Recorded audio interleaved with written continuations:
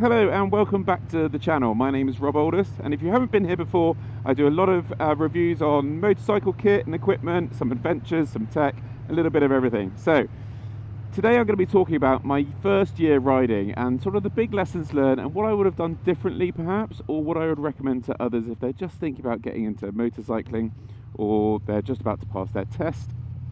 Basically if you're at the early stages of being part of this journey. And I'm going to need some help. So let's just call back to Robert. Rob! Hello, Rob? Hey. Yeah, great. I'm just out on the bike, but I need some help sort of just throwing up some images on the screen and stuff, if you can do that. Yeah, no worries. No problem. Great. Yeah, no, I know you're halfway through your coffee and stuff, but if you could help out, that'd be great. Okay, got it. Cheers, thank you. Goodness me.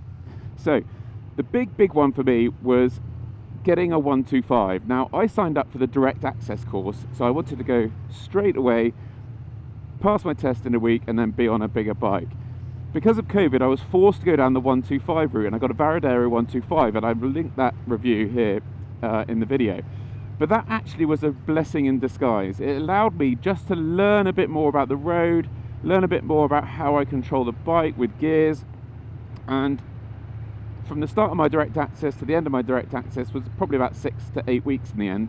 But I made really good use of having a 125 during that time, and the Varadero 125 is a great option for bigger gentlemen or ladies as well. So highly recommend the Varadero. Very old, but worth a look at, absolutely. Okay, so also the big problem for the first sort of style rider is what sort of first bike to get. Now you may see a lot of cafe racers, you'll see it's big in the adventure market as well, so like all the old adventure bikes, but actually I would recommend getting a good all-rounder as your first bike that you can do a little bit of everything with. My SCR 950 has been fantastic as an all-rounder, and I wouldn't have chosen anything differently. It's really good if you're a little bit taller.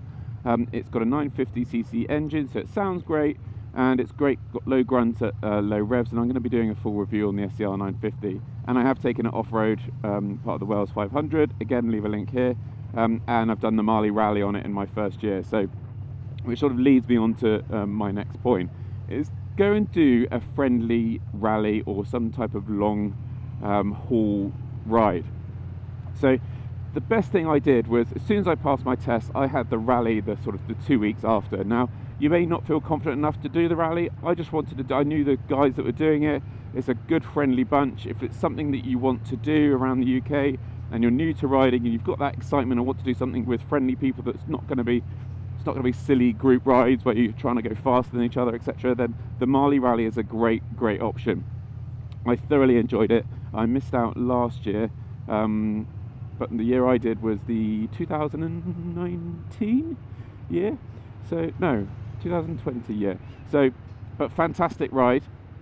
Yeah, 2020 year, because 2021 was this year. So fantastic ride, and highly recommend getting involved with the team there, and you will learn loads, and everyone's extremely friendly. Another tip, number 4, I think this is, that do an off-road day or an off-road couple of days. I went straight into do the Wales 500, thinking that I could just sort of learn on the go, and I did to a point, but I think having sort of the Triumph Experience Day, the off-road day, or just doing off-roading days with Yamaha in Wales, or just doing something around your local area with an instructor would be highly beneficial. It's a different style of riding, obviously, on off-road, and I think all those skills are massively transferable to the road. Next point is clothing, and there's lots of clothing options here, from very expensive, and it's all a bit of a minefield if you're not too sure what you're looking for, what you want to do. So I've got a brand in mind that I would recommend to anyone who's just starting out on the journey, and that's Oxford Clothing. And I only have the sort of the bib trousers, the trousers for those, but hugely affordable clothing and very competent as well. And I think they're British made, so it ticks a lot of boxes.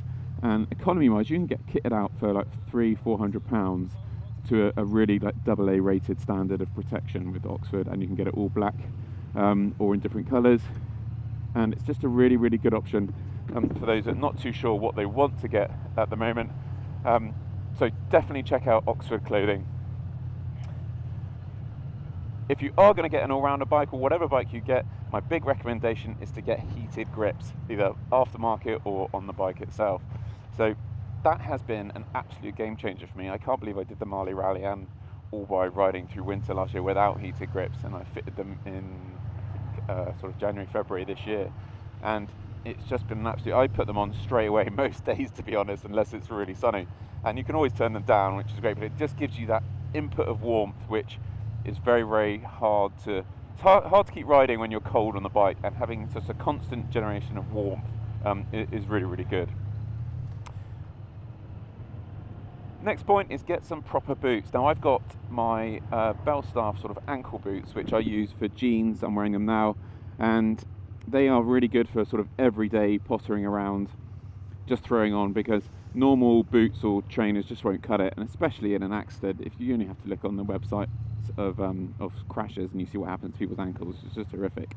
So really good option is to get a proper pair of protective boots for the day and every day, and then I'd ideally get a bigger set of boots. So I got mine for about £155 for longer rides, and the confidence they give you is massive. It's really confidence inspiring to have a bigger pair of boots, especially on a longer ride, and they just make you feel better and way more protected and much warmer. I got an idea. Yes, Rob? I got one more. Go on then, go ahead. One of the big things that I had no training on was riding with a pillion. So they cover that a little bit on your basic test and in your basic training. But I think it's a really big area, that especially for safety of yourself and for someone else, is get proper pillion advice and training. That's actually a good point, thank you. So, oh, I got a second one. Go for it. So ride in all weathers. So I was fortunate enough to do my lessons and my test in the rain. At the time I thought it was obviously absolutely terrible, but actually after that, in the rally when it was raining and other times when it's been raining, other people have struggled where I've had no problem at all. So getting some practice, especially when the weathers are more inclement than you're used to, I think is a really good thing. Yep, that's a good one. So my next point is really just one about being social, and the biking community is extremely sociable, and you've got great options, lots of different bike cafes, the bike shed, and it's one of those hobbies and pastimes that you can just talk to anyone about. It doesn't matter where you come from, what you do, what the colour of your skin is, what ethnicity, what religion you are.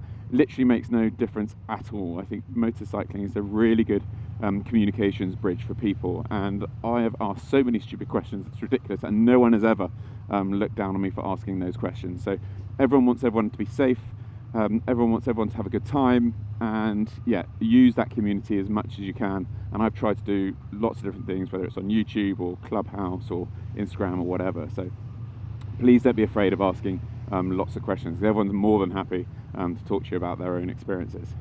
So I hope you enjoyed that. That's a quick look at all my sort of first year recommendations. Thanks to Rob in the studio. Well done. That's all from me. And I will see you in the next one.